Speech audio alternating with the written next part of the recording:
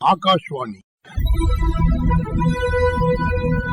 மாநில செய்திப் பிரிவு வழங்கும் செய்திச் சுடர். வணக்கம் நேயர்களே. இன்றைய செய்திச் சுடர் நிகழ்ச்சியில் மத்திய பட்ஜெட் குறித்த கலந்துரையாடலின் இரண்டாவது பகுதி இடம்பெறுகிறது. இதுகுறித்து பல்வேறு தகவல்களை நம்மிடம் பகிர்ந்து கொள்கிறார் பட்டய கணக்காளர் திருமதி சுபாஷினி கணபதி. முதல் பகுதியில இந்த பட்ஜெட்ல அறிவிக்கப்பட்டுள்ள குறிப்பிட்ட முக்கிய அம்சங்கள் என்ன, மொத்த பட்ஜெட்டுக்கான நிதி ஒதுக்கீடு, மூலதன செலவு அதிகரிப்பு மற்றும் ரயில்வே துறைக்கான அறிவிப்புகளை சுருக்கமா பார்த்தோம் மேம். இப்ப இரண்டாவது பகுதியில உற்பத்தி துறைக்கான புதிய அறிவிப்புகள், சிறு குறு தொழில்துறையை ஊக்குவிக்க அறிவிக்கப்பட்டுள்ள திட்டங்கள், விவசாயம், கைத்தறி உள்ளிட்ட துறைகளுக்கு அறிவிக்கப்பட்டுள்ள திட்டங்கள் போன்றவை குறித்து பேச போறோம். வணக்கம் மேம். வணக்கம் மேம். உற்பத்தி துறையில இப்ப நம்ம 3வது இடத்துல இருக்கோம். இந்த பட்ஜெட்ல உற்பத்தி துறைக்கு கூடுதல் கவனம் செலுத்தப்பட்டுள்ளதை நம்மளால பார்க்க முடியுது. இந்த துறைக்கான நிதி ஒதுக்கீடும் அறிவிக்கப்பட்டிருக்கு. இது குறித்து விளக்கமா சொல்லுங்க மேம். இப்போ வருவாய் அப்படின்னு பார்த்தோம்னா நம்மளுடைய சேவைகள்ல இருந்து தான் நிறைய வருவாய் ஈட்டுறோம். ஒரு 7% தான் உற்பத்தியில இருந்து வருது. பட் அப்படி நம்ம பார்த்தோம்னா நம்ம இந்திய நாட்டுல இருக்கிற வளங்களையும் மற்ற வளங்களோட சேர்த்து இருக்கிற மக்கள் வளத்தோடையும் சேர்த்து பார்த்தோம்னா நம்ம உற்பத்தியிலிருந்து இன்னும் கொஞ்சம் கூட நம்ம வருவாய் ஈட்டுறதுக்கான வாய்ப்புகள் இருக்கு. இந்த விதத்துல உற்பத்தியில மட்டும் இந்தியா அதோடைய வளத்துக்கு ஈடான ஒரு ரெவென்யூவை நம்ம ஈட்டல அப்படிங்கிறது தான் உலக நாடுகள்ல இருந்தும் அவங்க கணிச்சு நமக்கு சொல்லக்கூடிய ஒரு விஷயமா இருந்தது. ஸோ அதனால இந்த தடவை அதுல நிறைய ஃபோக்கஸ் பண்ணிருக்காங்க. உற்பத்திக்கான ஒரு நிறைய விஷயங்கள், இந்த மாதிரி இந்த ஒன் ப்ராடக்ட் ஒன் இண்டியா, அந்த மாதிரி அவங்களுக்குன்னு ஒரு பிராண்டிங்கை கொடுத்து அந்த மாதிரி எல்லாம் கொண்டு வரணும்னு நிறைய இனிஷியேட்டிவ்ஸ் எடுத்திருக்காங்க. நம்ம நாட்டுடைய வளர்ச்சியில சிறு குறு தொழில்துறை முக்கிய பங்கு வகிக்கிறத நம்ம பார்க்கிறோம். இப்ப மத்திய பட்ஜெட்ல சிறு குறு தொழில்துறைகளை ஊக்குவிக்கும் வகையில அறிவிக்கப்பட்டுள்ள திட்டங்கள் என்ன, அது குறித்து சொல்லுங்க மேம். விவசாயம் நம்மளுடைய முதுகெலும்புன்னு சொன்னோம். இப்ப சிறு குறு தொழில்கள் நம்மளுடைய முதுகெலும்புன்னு தாராளமா சொல்லலாங்கிற அளவுக்கு ஒரு இம்பார்ட்டன்ஸை கெயின் பண்றாங்க அப்படின்னு நம்ம சொல்லலாம். நம்மளோட பொருளாதாரத்துல ஒரு ரொம்ப ரொம்ப முக்கியமான ஒரு அங்கம். இப்ப அவங்களுக்கு தேவையானது அப்படின்னு நம்ம பார்த்தோம்னா முதல்ல மூலதனம். அது ஒரு ஈக்விட்டியா கொண்டு வரதுக்கான ஸ்கீம்ஸ் ஒரு 10,000 கோடி கிட்ட இந்த தடவை அலோகேட் பண்ணிருக்காங்க. இதை தாண்டி என்னன்னா இப்போ ஓகே எனக்கு ஃபர்ஸ்ட் மூலதனம் வருது, ஓகே இதுக்கு அடுத்தபடியா நான் பிசினஸ் பண்ணும்பொழுது எனக்கு வர வேண்டிய பணம் டக்குன்னு வெளியில இருந்து வர மாட்டேங்குது. நான் பொருளை விற்கிறேன், என்கிட்ட பொருளை வாங்கிட்டு பணம் எனக்கு தர மாட்டேங்கிறாங்க. அண்ட் நான் சிறு குறு தொழிலா இருக்கிறதுனால என்னால பெரிய அளவுல போக்கஸ் பண்றதோ இல்ல அவங்க கிட்ட போய் இதுக்குன்னு தினம் நடந்துட்டு இருக்கிறதுக்கோ எனக்கு டைம் இல்ல. அது என்னுடைய ஒர்க்கிங் கேபிட்டல பாதிக்குது, என்னுடைய தினசரி பிசினஸ் பண்றதை பாதிக்குது அப்படிங்கறத அழகா கருத்துல கொண்டு டிஆர்இடிஎஸ்னு ஒரு பிளாட்ஃபார்ம் இருக்கு. ஸோ அதுல என்னுடைய இன்வாய்ஸ் சப்போஸ் 2 லட்சம் ரூபாய்க்கு நான் ஒரு கம்பெனிக்கு நான் பொருள் வித்திருக்கேன், அவங்க எனக்கு 2 லட்சம் தரணும்னா அந்த கம்பெனி தர 90 நாள் வரைக்கும் நான் என்ன வெயிட் பண்ண வேண்டாம். இந்த டிஆர்இடிஎஸ் பிளாட்ஃபார்ம்ல போய் கொடுத்தேன்னா இன்னைக்கு அந்த பணத்தை எனக்கு கொடுத்துட்டு அவங்க அந்த கம்பெனி கிட்ட இருந்து வாங்கிப்பாங்க. இந்த பிளாட்ஃபார்ம் இப்ப கொண்டு வரப்பட்டதில்ல, கொஞ்ச நாளாவே இருக்கு. பட் என்ன புதுசா கொண்டு வந்திருக்காங்கன்னா எல்லாருமே அந்த டிஆர்இடிஎஸ் பிளாட்ஃபார்ம்ல ஆன்போர்ட் பண்ணுவாங்க அப்படிங்கறதையும் கொண்டு வந்துட்டு இதுல இந்த டிஆர்இடிஎஸ்ல இருந்து ஜெம் போர்ட்டல் அப்படின்னு சொல்லக்கூடிய கவர்மெண்ட் இ மார்க்கெட் போர்ட்டலையுமே இணைக்கிறாங்க. சோ எவ்வளவு பேர் எம்எஸ்எம்இல இருந்து வாங்குறாங்க, எவ்வளவு பேர் இதுல ஆன்போர்ட் பண்ணிருக்காங்கிறதுக்கான ஒரு அழகான ஒரு கண்ட்ரோல் அதுல வந்துரும் அப்படின்னு நம்ம சொல்லலாம். முறையான கணக்கு விவரங்கள், சிறு குறு தொழில்துறையில என்ன உள்ள போகுது வெளியே வருது அப்படிங்கிற தகவல்கள் எல்லாம் இதன் மூலம் தெரிஞ்சிரும் இல்லையா மேம்? நிச்சயமா. சோ அதனால இவங்களுடைய ஒர்க்கிங் கேபிட்டலும் பிரச்சனைக்கான சொல்யூஷன் கிடைச்சிரும் அப்படின்னு நம்ம எதிர்பார்க்கலாம். மூணாவதா இவங்களுக்கு சில கைடன்ஸ் தேவைப்படுது. இப்போ பிசினஸ் ஆரம்பிக்கிறவங்க பணம் புழங்குற வரைக்கும் நம்ம நல்லா பிசினஸ் பண்றோம்னு நினைச்சுக்கிறாங்க. இனிஷியலா அது லோனா கூட இருக்கலாம், அது அவங்களுக்கு தெரிய மாட்டேங்குது. பணம் செலவு பண்ண இருக்கிற வரைக்கும் நல்லா இருக்கு அப்படிங்கிற மாதிரி ஒரு எண்ணம் அதனால அதுக்கப்புறம் திடீர்னு ஒரு லாஸ் வந்ததுக்கு அப்புறம் நம்ம திரும்பி பார்க்கும்பொழுது அது சரி பண்றதுக்கான காலத்தை நம்ம கடந்து வந்துடுறோம். அதனால இப்போ என்ன கொண்டு வந்திருக்காங்கன்னா chartered accountants institute, cost and management accountant institute, அதுக்கப்புறமா கம்பெனி செக்ரட்டரி இன்ஸ்டிடியூட், இந்த 3 இன்ஸ்டிடியூட் தான் இந்த அக்கவுண்டிங் சம்பந்தமான ஒரு ப்ரொஃபஷனல் ஆர்கனைசேஷன்ஸ் நம்மளுடைய இந்திய நாட்டை பொறுத்த வரைக்கும். இவங்களோட டைப் பண்ணி அவங்க ட்ரைனிங் மெட்டீரியல் கொடுத்து இவங்களை ஒரு எம்எஸ்எம்இக்கான ஒரு நாலேஜ் பேங்கா அவங்க இருப்பாங்க அப்படிங்கறதையுமே பட்ஜெட்ல கொண்டு வந்திருக்காங்க. சோ அவங்களுக்கு தேவையான மூலதனம், ஒரு கைடன்ஸ், அதுக்கப்புறம் அவங்க பிசினஸ் ரன் பண்ணும்பொழுது அந்த ஒர்க்கிங் கேபிட்டல் இஷ்யூமே இதுல சால்வ் ஆயிருதுன்னு நம்ம சொல்லலாம். இந்த பிரச்சனைகளை தீர்க்கறதுக்கு இந்த துறை பயிற்சி கொடுக்கறாங்களா மேம்? பயிற்சி கொடுக்கணும் அப்படிங்கறது இப்ப இந்த பட்ஜெட்ல கொண்டு வந்திருக்காங்க. அதோட ஸ்கீம் டாக்குமெண்ட் என்னங்கிறது நம்ம பொறுத்திருந்து தான் பார்க்கணும். Okay ma'am. இப்போ ஒரு வாகன விபத்து ஏற்படுது அப்படின்னா இந்த வாகன விபத்துகளுக்கு வழங்கப்படும் இழப்பீட்டு தொகைக்கு வரி விலக்கு அறிவிக்கப்பட்டுள்ளது. இந்த பட்ஜெட்ல வரி விலக்குல ஏதாவது இன்னும் மாற்றங்கள் செய்யப்பட்டிருக்கா? இழப்பீட்டு தொகைக்கான வரி விலக்குங்கிறது முன்னாடியே இருந்ததுதான். இப்ப இந்த பட்ஜெட்ல என்ன வரி விலக்கு கொடுத்திருக்காங்கன்னா, ஒரு குடும்பத்துக்கு இன்னைக்கு இழப்பீடு நடக்குதுன்னா அவங்க இதுக்கு போய் கம்ப்ளைண்ட் ஃபைல் பண்ணி இது நிஜமாவே யாருடைய தப்புன்னு ஐடென்டிஃபை பண்ணி இதுக்கு அந்த மோட்டார் ஆக்சிடென்ட் ரூல்ஸ்ல போய் அவங்களுக்கான இழப்பீடுன்றது அவார்ட் ஆகும் பொழுது எப்படியும் ஒரு 2-3 வருஷத்துக்கு மேல ஆயிடுது, 20 வருஷம் எல்லாம் கூட ஆகுது. சோ அப்ப இந்த டைம்ல அவங்களுக்கு அந்த இழப்பீடு தொகை அப்படிங்கிறது விபத்து நடந்த அன்னிலிருந்து கால்குலேட் ஆகும். அப்போ அவங்களுக்கு வந்து அதுக்கான ஒரு வட்டியை வந்து சேர்த்து கொடுப்பாங்க. அப்போ அந்த வட்டி வந்து டாக்ஸபிளா இருந்தது. இப்போ சாதாரணமா நமக்கு பணம் இருக்குதுன்னா நம்ம பிக்ஸ்ட் டெபாசிட்ல போட்டா அந்த வட்டிக்கு நம்ம டாக்ஸ் தான் கட்டியிருப்போம். அந்த மாதிரியான ஒரு இதுல இது வந்து வரிக்கு உட்பட்டு தான் இருந்தது அந்த வட்டி விகிதம். இப்போ வந்து என்ன சொல்லிருக்காங்கன்னா, அந்த வட்டி வந்து இன்னைக்கு அவங்களுக்கு கிடைச்ச அவங்க வந்து ஈட்டின வட்டி கிடையாது, அது அவங்களுக்கு லேட்டா பணம் கிடைச்சதுனால கிடைக்கிற வட்டி, அதை வந்து வரிக்கு உட்படுத்த கூடாது அப்படிங்கறதுனால வரி விலக்கும் கொடுத்திருக்காங்க. டிடிஎஸ்னு சொல்லக்கூடிய சாதாரண நமக்கு வட்டி கொடுக்கும் பொழுதே வரியை பிடிச்சிட்டு கொடுப்பாங்க, அந்த மாதிரி அதுக்கு அந்த பிடித்தமும் கிடையாது அப்படிங்கறத சொல்லிட்டாங்க. புற்றுநோய்க்கு சிகிச்சை அளிக்கும் 17 வகையான மருந்துகளுக்கு முழு வரி விலக்கு அளிக்கப்பட்டுள்ளது அப்படின்னு இந்த பட்ஜெட்ல அறிவிச்சிருக்காங்க. இது குறித்து விளக்கமா சொல்லுங்க மேம். இந்த வரி விலக்கு அந்த நோயால் பாதிக்கப்பட்ட குடும்பங்களுக்கு எத்தனை உதவியா இருக்கும் அப்படிங்கறது குறித்து சொல்லுங்க மேம். இது வந்து இன்டைரக்ட் டாக்ஸஸ்ல கவர் ஆகும். லைக் மறைமுக வரி, வெளிநாடுகள்ல இருந்து நம்ம வாங்கக்கூடிய மருந்துகளுக்கான விஷயங்கள் இது. இப்ப இந்த தடவை நம்மளுடைய நிதியமைச்சர் அவர்கள் சொல்லும் பொழுது கேன்சர், ஆட்டோ இம்யூனோ அந்த மாதிரி சில நோய்களை வந்து குறிப்பிட்டு இதெல்லாம் நம்ம வந்து பாத்துக்க வேண்டிய ஒரு விஷயம்னு சொல்லிட்டு அப்புறமா இந்த கேன்சர் சம்பந்தமான மருந்துகளுக்கெல்லாம் வரி விலக்கு அப்படிங்கறது சொன்னாங்க. இப்ப இந்த கேன்சர் சம்பந்தமான ஒரே ஒரு மருந்துக்கு போன தடவையே வந்து வரி விலக்கு கொடுத்திருந்தாங்க. இந்த தடவை அதை வந்து இன்னமும் எக்ஸ்டெண்ட் பண்றாங்க. ஏன்னா இது வந்து ஆன் கிரவுண்ட்ல நம்ம பார்த்தோம்னா கேன்சருங்கிறது ரொம்ப வேகமா பரவிக்கிட்டு இருக்கு. அண்ட் எல்லாருக்குமே ஒரு மாதிரி லைக் அது ஐடென்டிஃபை பண்ணிடுறாங்க. பண்ணதுக்கு அப்புறமான மருந்து செலவு இது ஏழை பணக்காரன்னு பார்த்து வருது இல்ல. சோ எல்லாருக்குமே வந்து மருந்துங்கிறது அத்தியாவசியமாயிருது.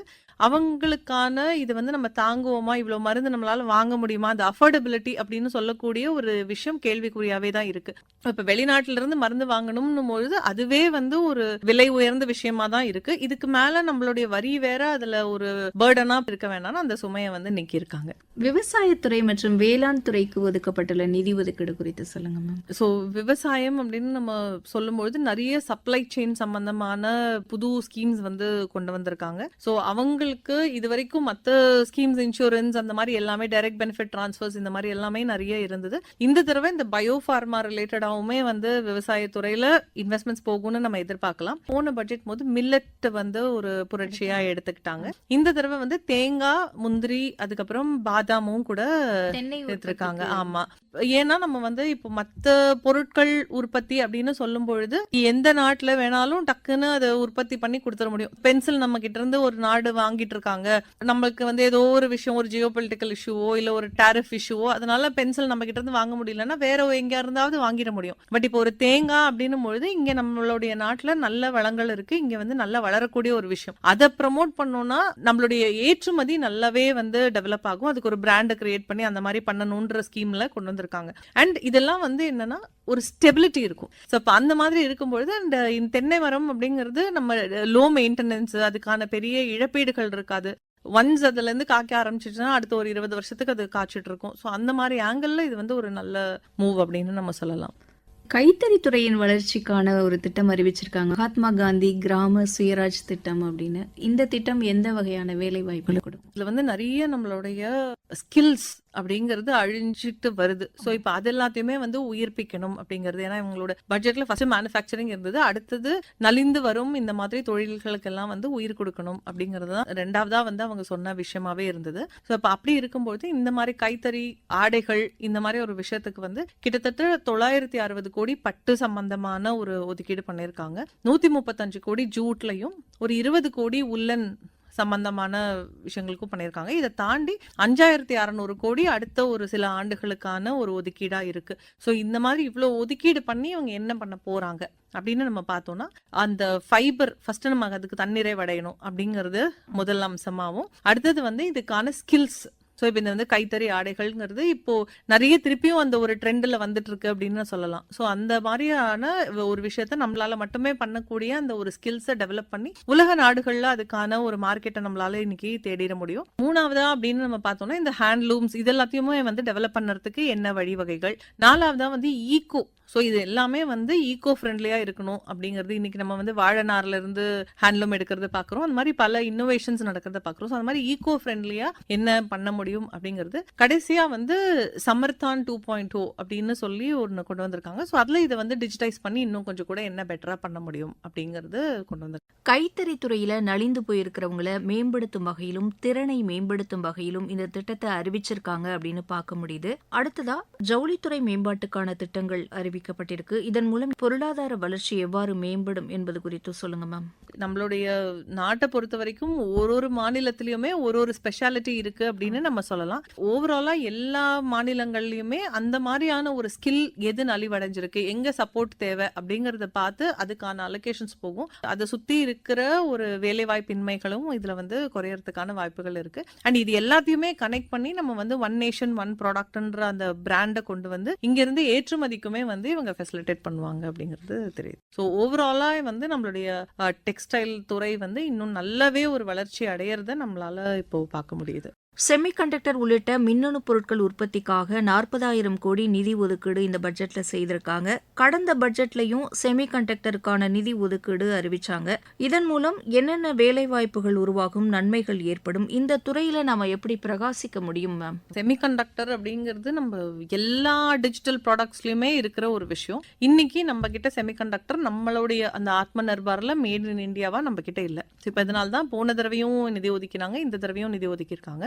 அண்ட் நம்ம இப்போ சொல்லிட்டு இருந்தோம் இல்லையா, இப்போ ஆர்டிஃபிஷியல் இன்டெலிஜென்ஸ் வந்ததுக்கு அப்புறமா எல்லா இடத்துலயுமே டிஸ்ரப்ஷன் இருக்கு. ஸோ இதுக்கான டிமாண்ட் இன்னைக்கு நம்ம ஒன்று உற்பத்தி செய்யறோம், அதுக்கான தேவையே இருக்குமா இல்லையா? இப்போ நம்ம போட்டோ பிலிம்ஸ் இருந்தது, இன்னைக்கு பிலிம்ஸ்ன்னு இருந்ததுன்னு நம்ம சொன்னா கூட இப்போ இருக்கிறவங்களுக்கு யாருக்கும் கூட தெரியாது. அந்த மாதிரி மாறி வரும் சூழ்நிலைகள்ல நம்ம வந்து வேலை வாய்ப்பையும் உருவாக்கணும் சஸ்டைனபிளா. இது வந்து நமக்கு ஒரு லாங் டேர்ம்ல வந்து அது என்னைக்குமே டிமாண்ட் குறையாத ஒரு விஷயமா இருக்கணும் அப்படின்னு நம்ம பார்த்தோம்னா செமிகண்டக்டர். இப்போ இதுல இன்னைக்கு ஒரு பர்டிகுலர் சிப்பு நமக்கு வந்து தேவைப்படுது அப்படின்னா அதுல இருந்து ஒரு மைன்யூட் வேரியேஷன், ஒரு சின்ன கரெக்ஷன்ஸ் பண்ணணும்னா அந்த சிப்பை வந்து இன்னமும் அது ரெலவென்ட் ஆக்க முடியும். அது மொத்தமா அழிஞ்சு போயிடாது. அதனால இன்னைக்கு நம்ம மொத்தத்தையுமே வந்து இம்போர்ட் தான் பண்ணிட்டு இருக்கோம். ஸோ நம்ம வந்து இங்க உருவாக்க ஆரம்பிச்சோம்னா ஒண்ணு நம்மளுடைய வேலை வாய்ப்புகள் வந்து அதிகரிக்கும். ஏன்னா இதுல பெரிய அளவுல வந்து உங்களுக்கு ஒரு குவாலிஃபிகேஷனோ அந்த மாதிரி வேணும்னு இல்லை, நிறைய லேபர்ஸ் வந்து தேவைப்படுவாங்க. ஸோ குட்டி குட்டி ஸ்கில் டெவலப்மெண்ட் ட்ரைனிங் மூலமா நிறைய வேலை வாய்ப்புகளை இதுல உருவாக்க முடியும், இம்போர்ட்ஸை குறைக்க முடியும். அதன் மூலமா நம்மளுடைய அந்நிய செல்வானையை வந்து நம்ம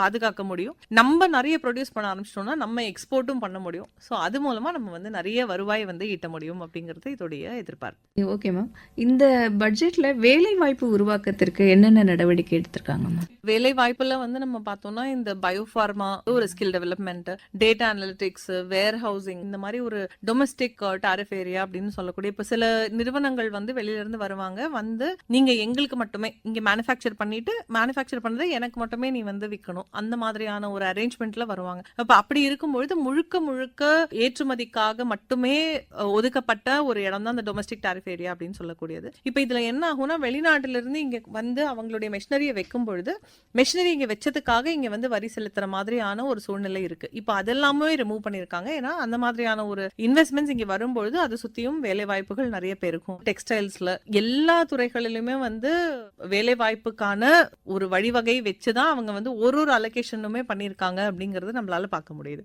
ஏன்னா அதுதான் மெயின் சேலஞ்சா இருக்கு. இந்த பட்ஜெட்ல இளையோருக்கான வளர்ச்சியை உறுதி செய்யும் வகையில என்னென்ன அம்சங்கள் அறிவிக்கப்பட்டிருக்குமா? இளையோர்களுக்கான வளர்ச்சி அப்படின்னு நம்ம பார்த்தோம்னா நம்மளுடைய நியூ எஜுகேஷன் பாலிசி அதெல்லாமே கொண்டு வந்துட்டாங்க. இந்த பட்ஜெட்ல ஸ்பெசிஃபிக்கா அப்படின்னு நம்ம பார்த்தோம்னா இப்போ வயது வித்தியாசம் இல்லாம குவாலிஃபிகேஷன் வித்தியாசம் இல்லாம எல்லாருமே இந்த கேமிங், கோடிங், இந்த கிரியேட்டிவிட்டியில வந்து குழந்தைகள் ஈடுபடுறத நம்மளால பார்க்க முடியுது. அதை வந்து என்கரேஜ் பண்றதுக்காக 15,000 ஸ்கூல்ஸ்ல வந்து இதை வந்து ஒரு அம்சமா கொண்டு வரதாவும் பிளான் பண்ணிருக்காங்க. இது வந்து ஸ்பெசிஃபிக்கா இன்ஸ்டிடியூட்ஸும் வந்து டைப் பண்ணி இதை பண்ணணுங்கிறதும், டிசைன் சம்பந்தமா டிசைன்ங்கிறது இப்போ ரொம்ப ரொம்ப ஒரு இம்பார்ட்டன்ட் விஷயமா போயிட்டு இருக்கு. அதன் மூலமா நிறைய வேலை வாய்ப்புகள் உள்நாடு வெளிநாடுகள்லயுமே வந்து ஒரு நிறைய முக்கியத்துவம் பெற்றுட்டு இருக்கு. ஸோ அந்த மாதிரியான டிசைன் இன்ஸ்டிடியூட் அப்படிங்கிறது நம்மளுடைய அரசாங்கத்துடைய இது வந்து ஒண்ணுதான் இருக்கு. அந்த சம்பந்தமான இன்ஸ்டிடியூட்ஸ் வந்து இன்னமும் நிறுவனத்துக்கான வழிவகைகள் இருக்கு. ஸோ இளையோர்கள் கல்விக்கான ஃபியூச்சரிஸ்டிக்கா என்ன யூஸ் ஆகுமோ அதற்கான அலோகேஷன்ஸ் பண்ணியிருக்காங்க அப்படின்னு நம்மளால பார்க்க முடியுது. வரும் நிதியாண்டுக்கான மத்திய பட்ஜெட் குறித்து பேசிட்டு இருக்கோம். இது குறித்து மேலும் பல்வேறு தகவல்களை நாளை ஒலிபரப்பாகும் இதே நிகழ்ச்சியில் நேயர்கள் கேட்கலாம்.